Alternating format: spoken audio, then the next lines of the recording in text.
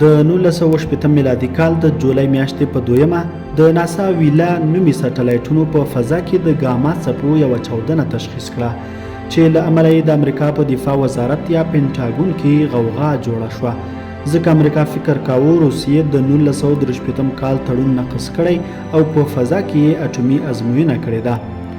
د ساړه جنګ له امله امریکا له پخوا اندېښمنه وه چې روسیه دا ډول اقدام کولی شي. د همدې موضوع د حقیقت معلومولو په خاطر ناسا 4 ویلا نومي سټلایټونه له ځمکې 100,000 کیلومتره لرې فضا ته واستول. معمولا سټلایټونه له ځمکې په دومره لرې فاصله کې نه ځای پر ځای کیږي، خو دا چې امریکا شکمنه وه روسیه ښایي د سپوږمۍ په مدار کې اټومي چاودنه وکړي، له همدې امله یې دا سټلایټونه له ځمکې دومره لرې ځای پر ځای کړي وو. د ناسا محققینو پر تشخیص شویو ګاما څپو خپل تحقیقات شروع کړل او غوښتل یې چې معلومه کړي دا څپې له کومه ځایه راغلي. د تحقیقاتو په نتیجه کې معلومه شوه چې دا څپې نه د ځمکې له مداره راغلي او نه زموږ له شمسي نظام څخه، بلکې سرچینه یې زموږ له ملکي وې کهکشان نه هم بهر ده. له هومره لرې ځایه ځمکې ته نږدې د ګاما څپو را رسېدو د ناسا محققین حیران کړي وو. پر دې پیښه څو لسیزې تحقیقات روان وو، خو موږ تر اوسه نه پوهیږو چې دا ګاما څپې اصلا له کومه ځایه راغلې وې.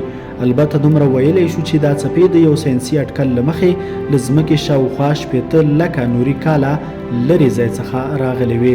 تر دې پیښې وروسته د ځمکې په مدار کې زرګونه نورې ګاما څپې هم تشخیص شوي او ساینسپوهان یې د سرچینې په اړه وایي.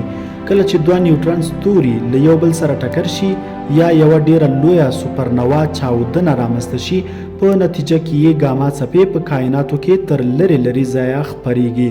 د نیوټرون ستورو خپلمنځي ټکر یا سوپرنوا چاودنه د کائناتو تر ټولو زوروره چاودنه ده او په نتیجه کې یې په یوه ثانیه کې د لمر تر انرژۍ 2 میلیارده چنده زیاته انرژي خارجیږي او هر څه چې په مخه ورشي تس نس کوي یې. ساینسپوهان وایي که دا ډول کومه چاودنه له ځمکې د څو نوري کالونو په فاصله کې هم ترسره شي، د ځمکې د کورې نوم و نښان به پاتې نشي. دا بیخي د حیرانتیا خبره ده چې په کائناتو کې دا ډول خطرناکې چاودنې هم رامنځته کیږي او هر څه یو مخ له منځه وړي. خو موږ نیکمرغه یو چې له دغه ډول کائناتي جګړې ډېر لرې د خپل ملکي وې کهکشان په یو پر امنه برخه کې ژوند کوو او دا هر څه وینو.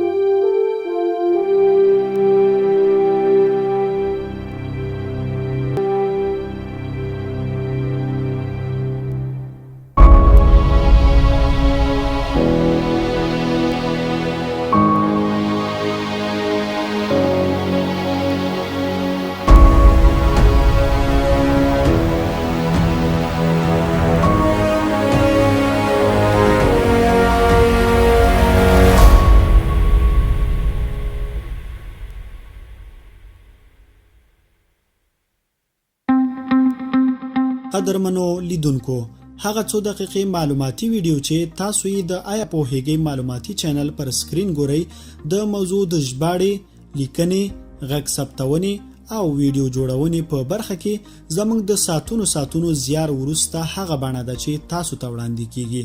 نو هیله ده چې د آیا پوهیږئ معلوماتي چینل در سره سبسکرایب کړئ ترڅو د نورو جالبو معلوماتو د ژباړلو حوصله مو لوړه شي او همدارنګه په انټرنیټ کې د پښتو ژبې د بډایه کولو په برخه کې مو یو څه ناچیزه خدمت کړی وي. نړۍ مننه.